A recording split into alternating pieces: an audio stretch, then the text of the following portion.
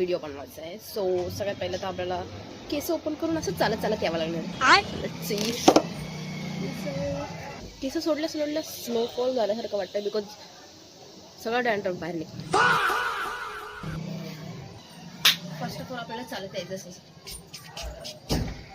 त्याने तिने काय केलं,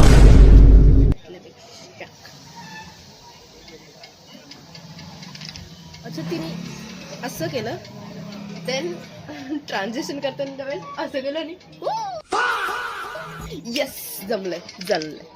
okay so let's do my makeup. Background ignore करा गाईज. कॉम्पॅक्ट लावूया.